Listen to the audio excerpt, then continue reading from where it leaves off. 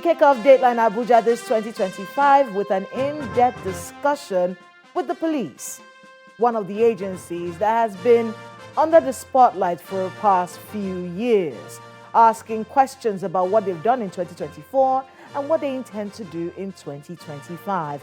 And that'll be coming right after we give you an update on the major stories from Nigeria's presidency. This is Dateline Abuja.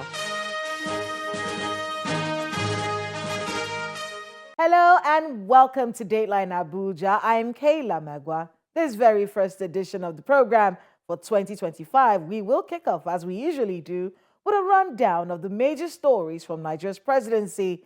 It's time for Abuja Wrap. President Bola Tinubu has described the reopening of the 125,000 barrels per day Warri Refining and Petrochemical Company by the Nigerian National Petroleum Company Limited as another remarkable achievement in 2024 that has strengthened Nigerians' hopes in his administration.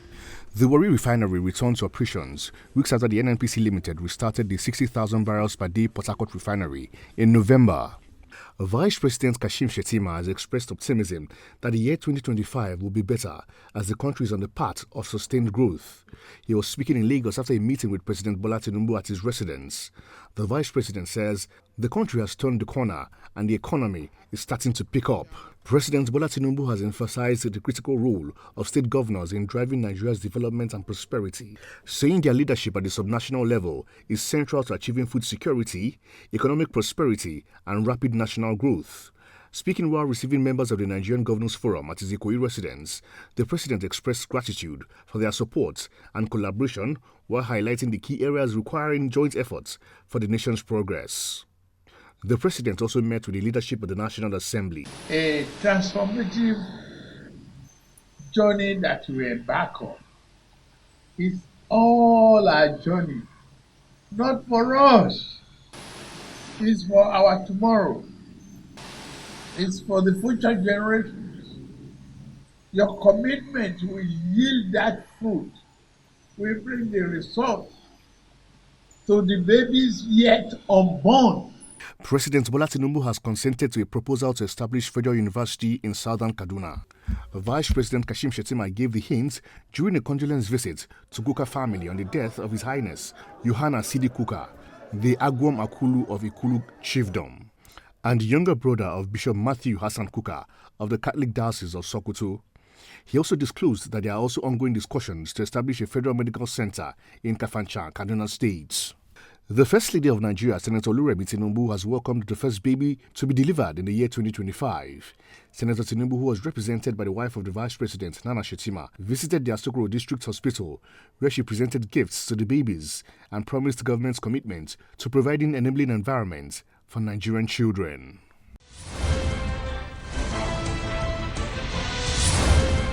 Welcome back. To start the year 2025 on Dateline Abuja, we're having a sit-down with the 32nd Commissioner of Police for the FCT, Mr. Olatunji Disu. A review of what happened in 2024 and plans to keep the FCT safe for all its residents in 2025.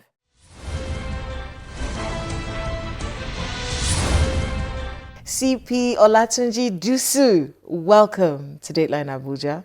Thank you so much. It's my pleasure to be here. Happy New Year. I wish you the same thing because we are there already. Oh, yes, we are. I mean, it's going to be a very interesting year with you at the helm of affairs. This time last year, it wasn't you who was the Commissioner of Police, but congratulations on being the 32nd Commissioner of Police for the nation's capital. Thank you so much. So let's talk a little bit about 2024. We had quite a number of issues, whether it's the handling of the End Bad Governance protest, whether it was the situation with the Shiites, the recent stampede that happened at the Holy Trinity Catholic Church in Maitama. Just from your perspective, oh, and yes, the one chance kidnappers, we saw a resurgence towards the end of the year. Could you talk to us a little bit about the year that was 2024? What were the high points and the low points for the police?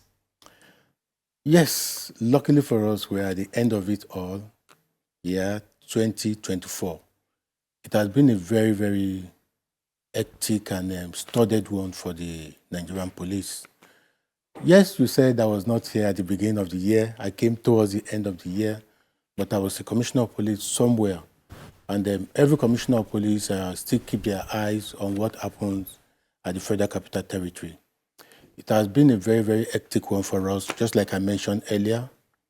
We had the protests that you mentioned to cope with. And I want to give thanks to the Inspector General of Police for giving directives for that protest. If you look at that protest, it is one of the best handled protests so far in this country because we had directions and we had focus. All the commissioners of police knew what to do at the appropriate time.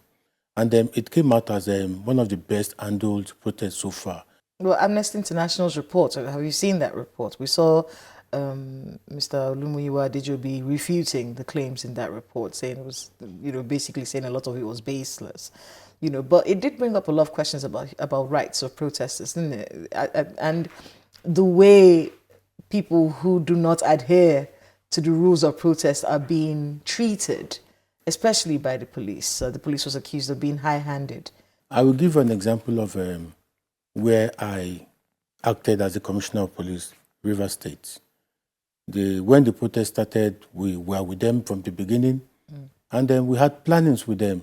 We knew where they were going to, so we were able to provide security for them. We moved around with them. We gave them police escort everywhere they went. But as the days progressed, things became more and more difficult. They were losing grip of the people they were controlling. Miscreants started joining them. They started blocking roads and they started attacking people going to work and market women, for example. At that particular time, we had to make them know where their right stops, other people's rights starts.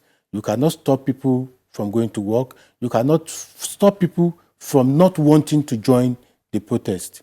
So the police have to act. We cannot close our eyes and watch people take laws into their hands. So definitely, we know demonstration is a difficult operation. People take laws into their hands. We have seen instances where policemen were attacked and a lot of policemen died, got injured in such. So policemen are ready. They are ready to do their job. And a lot of us who are apprehensive of the outcome of any demonstration. So we have right, don't forget, to apply minimum force when we need to do it. Let's talk a little bit about something else that happened during the year. The very unfortunate clash, I'm going to call it a clash, between the police and the Shiites. At the time, one of the things that made all of us worry about was when this was going to end, because almost as though it's recurring. It goes and then it comes back, it goes and then it comes back. And many people have talked about the police handling of Shiite processions and what the rules are when it comes to engaging with them. At the time, the CP was very upset about the situation. And unfortunately, we saw, a lot of police officers having to deal with loss of lives and police property and things like that. Is that something that because I don't think you've handled it yet because you just came in. Is that something that you were thinking about as we navigate 2025? Don't forget that this Shiite group that we're talking about have been proscribed. They have been declared illegal. So we have a lot of things in mind. How do we cooperate with a group that has been proscribed? And do not forget the last encounter they had with policemen here in the Federal Capital Territory, where police officers were killed.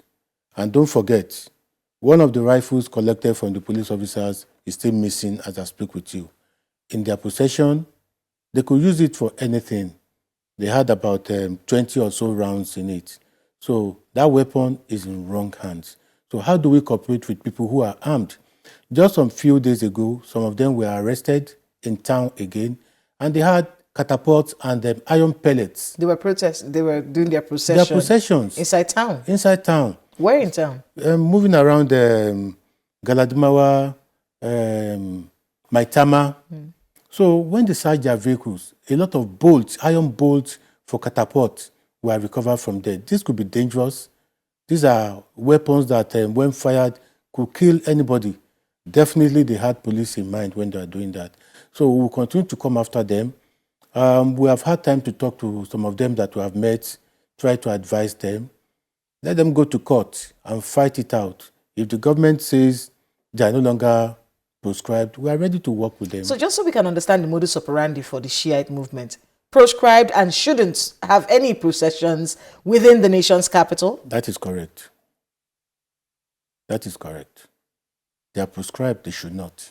And we have to give kudos to our officers who have been having contact with them, even despite the fact that they killed some policemen, they still have our arms. We still work with them. We liaise with them amicably by stopping them, talking, trying to be human with them. So far so good. Nothing bad has happened after that previous one. We have been handling it in the best way we think we could. Recently, I think you were around when this one happened, and it's something that we've been talking about for quite a while. It's this stampede during the sharing of Christmas palliative by St. Vincent de Paul at the Holy Trinity Church in Maitama. Many people have, in fact, the Archbishop of the Catholic Church in Abuja, Ignatius Kaigama, said the arrest of his priests. Are those priests in custody? Were there arrests made, and how many? It's unfortunate for him to say that. We have been so wonderful with them. We invited them. We had time to question them, talk to them, and they were released the same day. Nobody was detained. I'm so surprised to hear that when he was talking in the church that they were arrested. You should find out the definition of what it means to be arrested. They were invited. And even we had a difficult time with the priest who wanted to go ahead and continue to distribute the palliatives. We had to tell him that we had to respect the dead. We went there physically to stop them from further distributing that the palliative they were doing. Nobody was arrested. Could 10 people die and we not call them to talk to them? That was what we did. We called and talked to them, found out what happened, and they were released to go the same day. I don't think they spent up to 1 or 2 hours with us before they were released. Then, despite the fact that we know the investigation is ongoing, and our findings will be made public later. When it comes to sharing of palliatives, whether it's during Christmas or Salah, because we have other things coming, maybe Valentine's Day, people distribute, birthdays, people distribute palliatives to people, to the less privileged. What's the rule with the police? First and foremost, I want to talk a little bit about the last stampede that happened. You know, we are in a festive period. Because that incident happened, that was why it became a public knowledge. We had a lot of things happening simultaneously in town. Schools were closing and they were having their end of the year parties. A lot of departments had end of the year parties. Individuals were distributing palliatives on their own. A lot of things were happening simultaneously. So, before this incident happened, it became one out of hundreds of incidents happening at the same time. So, what happened at this particular time? They have given notice. Even this church, this is not the first time they have been doing it. They have been doing it for over 10 years. People knew when this thing, and they would start distributing their palliatives. Not only palliatives, when we got there, they were distributing household equipment, used clothes that members of the churches have gathered. Wonderful thing they had in mind. But as every big event like that, I don't blame, they do not know the number of people to expect. People slept there overnight. And then they started distribution as early as 6 o'clock. You mentioned what is the procedure. What's the procedure? A lot of people have been calling us for various things. I want to have a birthday party, give us men, and we have been doing that. Yes, if they have told us, despite the fact that we are overstretched, everybody needs a lot of enlightenment. People should know the number of people they are expecting for each event. They should have link with the police. We should be able to advise them. Usually, events of such nature, the entrances should be different from the ways you pass out. You come in through this way. After collecting your palliative, you go out through. All these are important. You should have a television or CCTV to record what is happening. And for very big events, the police can come and fly their drones to be able to monitor human beings' density. Do they have to take permission from the police before? If it was my birthday and I wanted to give palliatives out to my community, do I need to get the permission of the police to do that? That is the mistake. You don't need a permit to do your birthday. You just inform us so that we plan together. Okay. We need to plan together. I think we'll go on a short break on that note. And when we come back, we'll be understanding exactly how it all works out. So please stay with us on Dateline Abuja. We have the Commissioner of Police for the FCT, and we'll be talking about security in Abuja in 2024, as well as plans for 2025. Welcome back. If you're just joining us, you're watching the very first edition of Dateline Abuja for the year 2025 with the Commissioner of Police for the FCT, Mr. Olatunji Disu. Thank you again for being with us on the program. It's my pleasure to be here. So let's continue that conversation about how it works. So I don't need a permit from the police to distribute palliatives in my community? Basically, when you inform us, all we are going to do is plan with you and deployment to assist you. So I don't have to take permission, but I do have to let you know? Yes, let us know. I have to inform you, and then you now send we send men, yes. Does that cost money? Do I have to pay you to send? You don't need to pay for that. So let's say my community has 10,000 people, and I want to distribute 10,000 bags of rice. It's my birthday, and I can afford it. When I come to the police, I say, look, I want to do this in my community. They say, you just say, oh, that's fine. I'll send policemen to guard the place. That's all. I don't have to pay anything. Let me even go a step further. Commissioners of police, divisional police officers have been told long even before this that anywhere you see crowd gathered, people doing this occasion or that occasion, do not wait to be invited. Go in there and assist with crowd control. That has been done a long time ago. It's not a recent instruction. So even if you are having your birthday party and police officers pass by, will see the crowd, it is their duty to come in, whether you invite them or not, to assist with organizing the crowd and traffic. Okay. Well, that's reassuring. So it doesn't cost anything? It doesn't cost you anything. Okay. So let's move on to other issues that happened last year. I mean, looking at the end of the year, we got the security advisory from the police on how we should conduct ourselves. And I think that advisory also continues into the new year on how you're supposed to conduct yourself in the FCT. What are some of the major challenges that you saw during the Yuletide, or you're still seeing as we continue the Yuletide? Yes, definitely we notice great movement of people in and out of the Federal Capital Territory. But we noticed more movement out.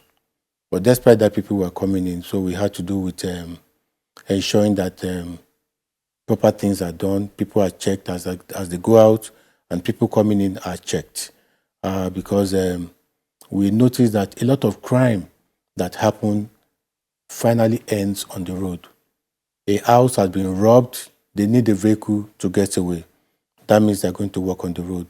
You are broken into somebody's house, you are moving the household equipment to your safety, you need to go to the road. So we know that the police have to be very vigilant on the road. So you will notice that we still have a lot of police officers on the road, more than the usual presence that you see.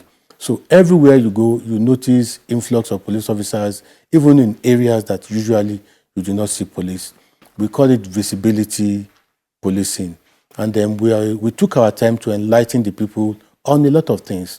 Another thing that we did notice from the police was, with the adherence to the Abuja master plan that the minister is insisting on, we see a lot of demolitions of illegal structures and shanties. And of course, the police are very highly involved in those situations. But one thing that we also notice is that after these demolitions, give it a few weeks, they come back. Those shanties come back. The people who perpetrate all kinds of crime and criminality in those shanties, they come back. I can give you examples. Monkey Village, Area 1, at the back of Ministry of Education, across the road there, under the bridge at CBD. Those are just some of the places where we have seen demolitions. I have gone with you on raids, at least with the police on raids. We see there women's shoes, purses, phones, So these are definitely people who have robbed, and this is a place where they hide their booty. But for some reason, after the demolitions, 2 weeks, 3 weeks, they come back. What's the problem? So far, so good. A lot of places that this action have taken place recently have been manned by the police. And I will give you an example. There's a place in Wuse 5, a large land expanse of land where drugs were sold, and the residents of that area are finding it difficult. Area 5, so to Zone say. 5. Zone 5, so to say. The place was raided immediately I came. That bridge underneath the road. Correct. So people were complaining a lot. Every evening, their purses were snatched, their phones were snatched, residents could not sleep. So we went to the place and raided the place. And I passed the following day. It was as if nothing happened. They came back until I gave a marching order to the divisional police officer that that place must not stand. It took us about 5 different raids to be able to achieve what we have at the moment. Then, just yesterday, I passed the place in the evening. I drove and passed the place, and I noticed 3 people were standing by the road sign, giving me same sign of sign, which I know they were appealing to motorists, showing them that sign that they can come and buy drugs there. So this morning, I've already called the divisional police officer that I noticed that they should go undercover and ensure that those people were arrested. If I don't get complaints, I will not know where and where to tackle a number of times. So that is why we give out a lot of our numbers, especially concerning the activities of my police officers. Every day, if I don't get complaint about activities of my police officers, I'll be happy, I'll go home and sleep, that yes, I've had a good day. So that is why we give out a complaint line to members of the public. If you notice my officers are doing what they are not supposed to do, send me complaints on that line. Text messages or call directly. We'll act on it and we'll give you feedback. If I don't get complaints, I'll just go back home and sleep at times and think, So for those who are like me, who keep seeing these shanties around, what numbers should we call? Yes, I have the complaint response team. That's the CRU, where you can complain about the activities of police officers. Send them text messages, they will contact you, they will call the policemen, and then you will get feedback about what they have done about it. The number is 0810 731 4192. I'll take it again. 0810 731 4192. Then for Public Complaint Bureau, where you can complain about all these things you mentioned, even about the activities of police officers, they take that as well. The number is 090 222 22352. I'll take it one more time. 0902 222 2352. And before we let you go, the plans for 2025. What's the main thrust for the FCT Police Command? About a week ago, we had a meeting with the commissioner, with the Inspector General of Police, who reviewed police activity in the nation generally with all of us. And at the end of the day, he challenged all commissioners of police. He said, go out for next year and reduce crime 50%. Then he said he was going to monitor it.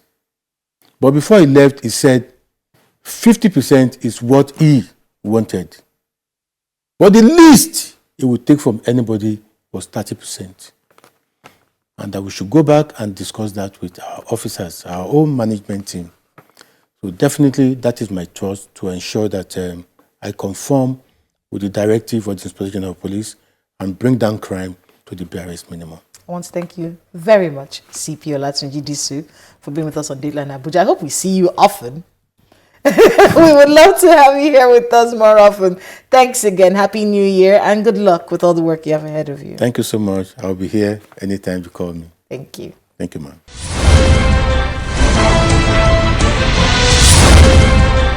Thanks to my guest and to everyone who spoke to us today on the program.